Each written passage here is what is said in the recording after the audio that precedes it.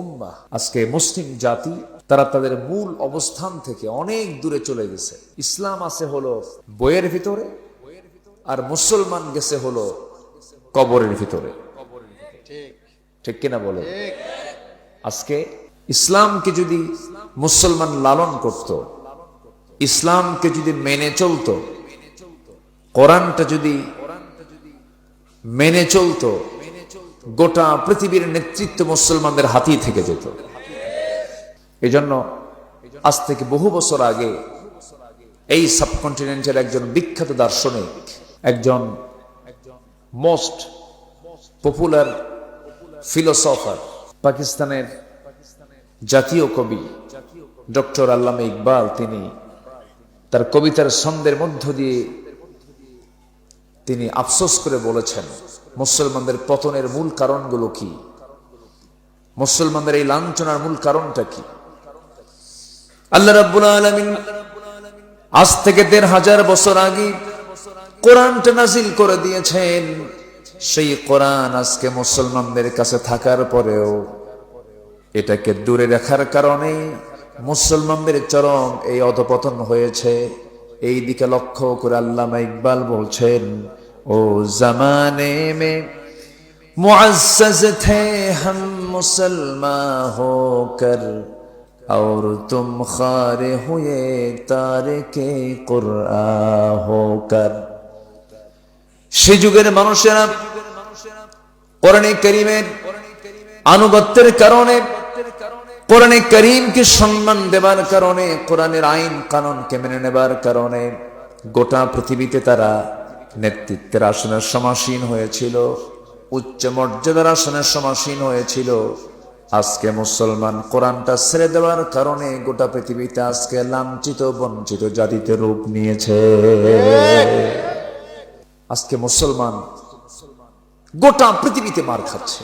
আবার মুসলিম নামধারী, মুসলিম পরিবারে জন্ম নেওয়ার পরেও ইসলামের বিরোধিতা হয়ে গেছে তাদের নেশা। একটা মহল আছে না নাই? আচ্ছা, একটা মহল আছে। আজকে একজন মজলুম প্রায় ৩টি বছর পার করে জুলুমের শিকার হয়ে ইনসাইডে মানবতার জীবন যাপন করেছেন।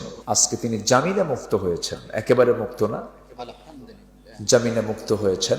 সম্মানিত ভাইয়েরা, ১৯৭১ থেকে ২০২৩ সাল, আজকে প্রায় ৫৩ বছর অতিক্রম হচ্ছে। এ পর্যন্ত দেশের মসনদে, দেশের রাষ্ট্রীয় ক্ষমতায় আলেমরা কি ক্ষমতায় এসেছিল? আসতে বলে এসেছিল? এদেশের জনগণ কি আলেমদের হাতে ম্যান্ডেট দিয়েছিল? না। তাহলে দেশ চালালো কারা? জেল খাটে কারা? কি কথা কি বুঝতেছেন? সম্মানিত ভাইয়েরা, দায়িত্ব পেলে তো তখন দোষ হয়, দায়িত্ব না পেলে কি দোষ থাকে? দোষ থাকার কথা না। দায়িত্ব পালন করলো কারা, আর অপরাধী সাব্যস্ত করে জেল খাটলো কারা?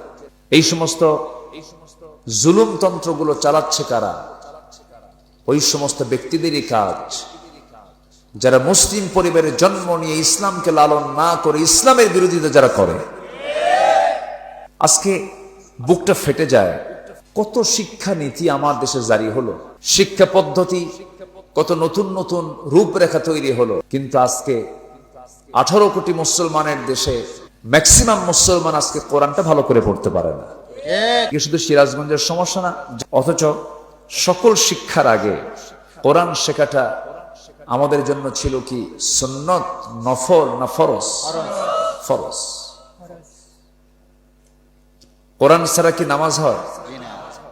আসতে বলেন, কোরআন ছাড়া কি নামাজ হয়? পানি ছাড়া কি মানুষ বাঁচে?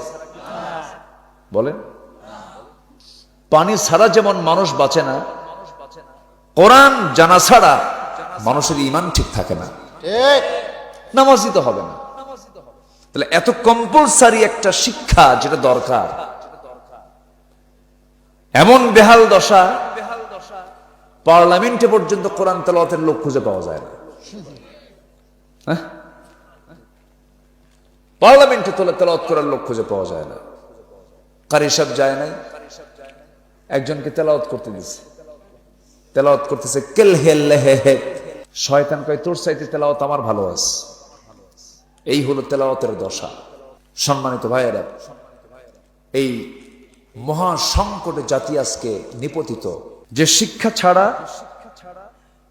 যে জ্ঞান ছাড়া ঈমান হুমকির সম্মুখীন, নামাজ সহিভাবে আদায় হচ্ছে না। সংখ্যাগরিষ্ঠ মুসলিম দেশে কি সেই কোরআন শিক্ষার দরকার সবার পরে না সবার আগে? সবার আগে। অথচ আল্লাহ রাব্বুল আলামিন প্রথম হুকুমটাই দিয়েছেন, ইকরা বিসমি রাব্বিকাল্লাযী খালাক খালাকাল ইনসানা মিন আলাক ইকরা ওয়া রাব্বুকাল আকরামুল্লাযী আল্লামা বিল কলম আল্লামাল ইনসানা মা লাম ইয়ালাম। নবী হে আপনি পড়ুন সেই মহান রবের নামে যিনি মানুষকে সৃষ্টি করেছেন, সেই মহান রবের নামে আপনি পড়ুন। আমার আপনার উপর আল্লাহ তাআলার হুকুম কিন্তু অন্য কিছু নয়। প্রথম হুকুমটা ছিল পড়ার হুকুমটা ছিল, কারণ না পড়লে না জানলে আমি আমার আল্লাহকে চিনতে পারবো না, জানতে পারবো না। আল্লাহ রাব্বুল আলামিন আরেক জায়গায় বলছেন, হাল ইয়াস্তাউযিল্লাযীনা ইয়া'লামুনা ওয়াল্লাযীনা লা ইয়া'লামুন। যারা জানে আর যারা জানে না, যারা বুঝে আর যারা বুঝে না, কখনো সমান হতে পারে না। এই জন্য আল্লাহ রাব্বুল আলামিন জানার বিষয়টা অত্যন্ত গুরুত্বের সঙ্গে দিয়েছেন, বান্দার উপর হুকুম করে দিয়েছেন। আল্লাহ রাব্বুল আলামিন বলেন, আফালা ইয়াতাদাব্বারুনাল কুরআন আম আলা কুলুবিন আকফালুহা। মানুষের কি হলো, কোরআনটা নিয়ে বান্দা কোরআনটার গবেষণা করে না। তাদের কি অন্তর কি তালা মারা হয়েছে নাকি, তালাবদ্ধ হয়ে আছে নাকি? অর্থাৎ এই দুনিয়াতে ঈমানের মজবুতির জন্য সকল শিখার আগে কোরআন শেখা সবার জন্য ফরজ করে দিয়েছেন তিনি আমার কে? আল্লাহ তাআলা। কোরআন শেখা তো দূরেই থাকলো, প্রয়োজনে নাকি শুক্রবারও খোলা থাকবে। হ্যাঁ, শুক্রবারে খোলা থাকবে, জুমাবাদ। আমার বন্ধুগণ, নামাজ না পড়লে পরে আমার আল্লাহর কাছে বান্দার যত অপরাধ আছে এর মধ্যে সবচেয়ে গুরুতর অপরাধ হলো বান্দা যখন নামাজটা ছেড়ে দিয়ে দেয়। আল্লাহ তাআলা সবচেয়ে খেপে যান, রেগে যান বান্দা যখন নামাজটা নষ্ট করে ফেলে দেয়। ফাখালাফা মিন বা'দিহিম খালফুন আদাউস সালাতা ওয়াত্তাবাউশ শাহাওয়াতি ফাসাউফা ইয়ালকাউনা গায়্যা।